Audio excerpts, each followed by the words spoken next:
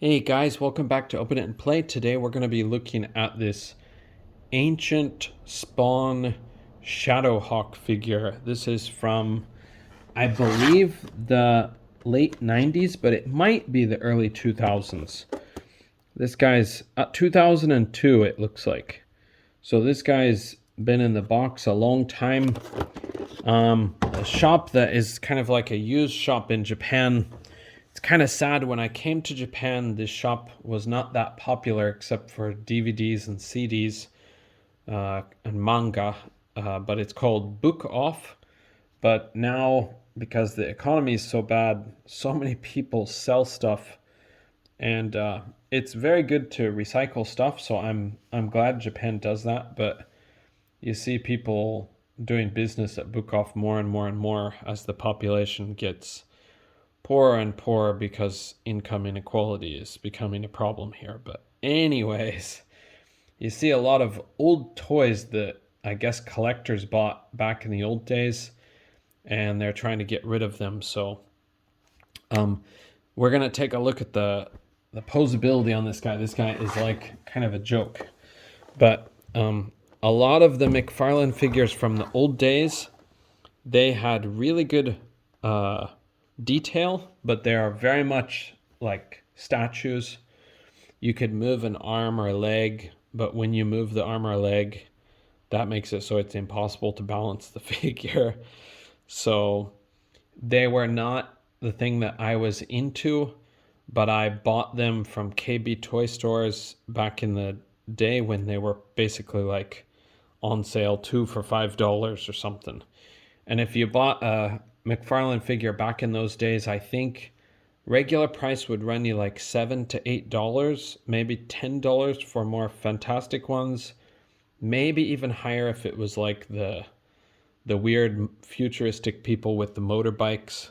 But those might have been more like $12. But my brother and I came from a pretty poor family, so man, we bought almost everything cheap. Video games, figures. It had to be cheap before we really considered buying it. So, but anyways, I think Shadowhawk is a bit of a ripoff of Darkhawk, the Marvel figure, or Marvel character.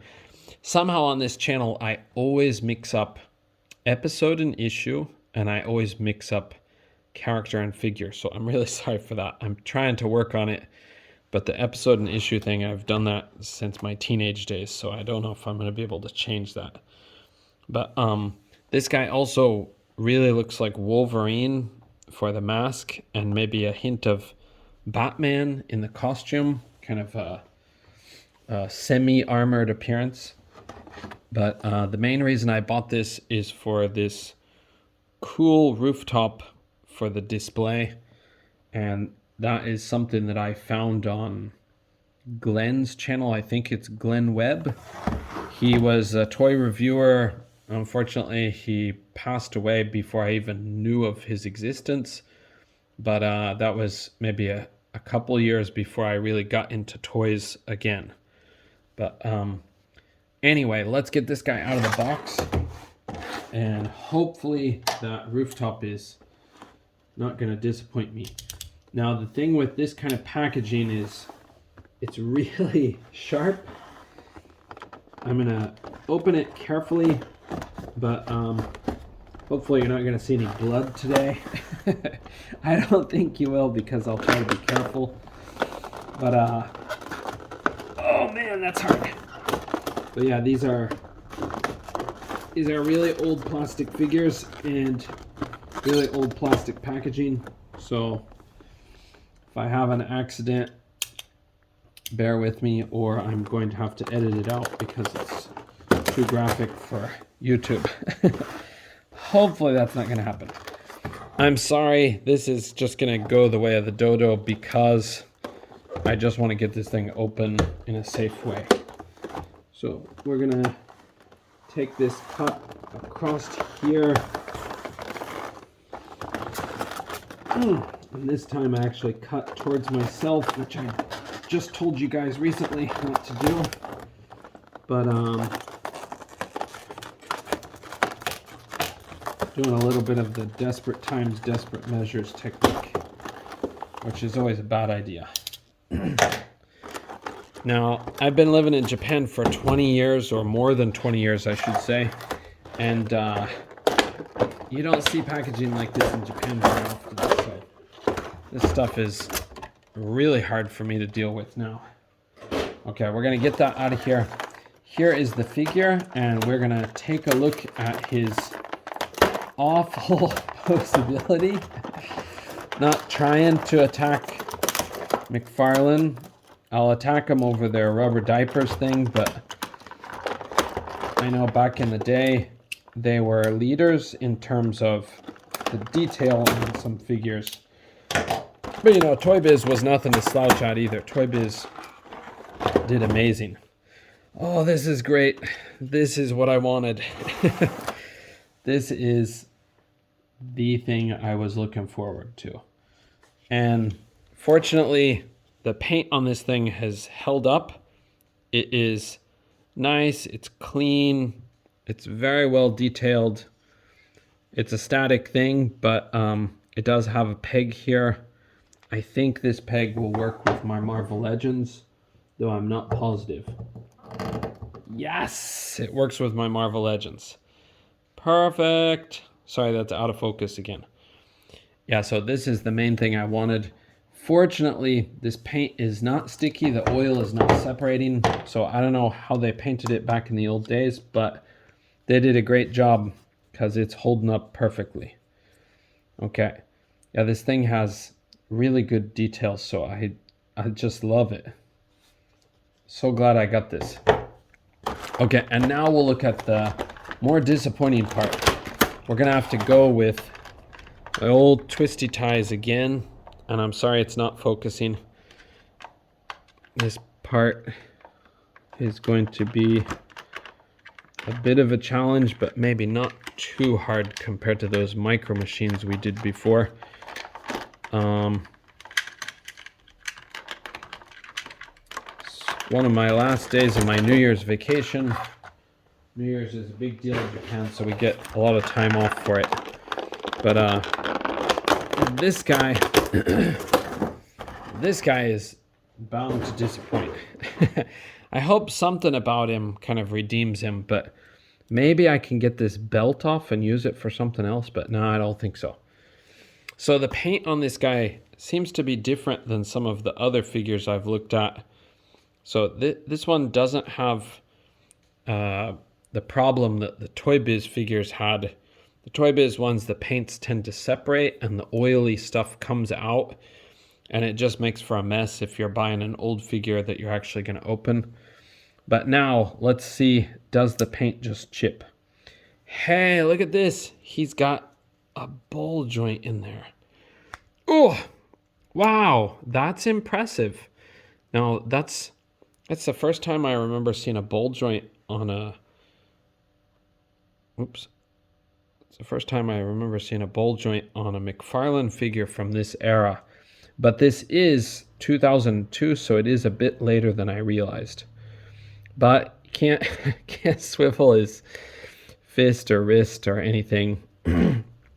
So you can go back to there, forward to there, or up and around, and then straight out like that.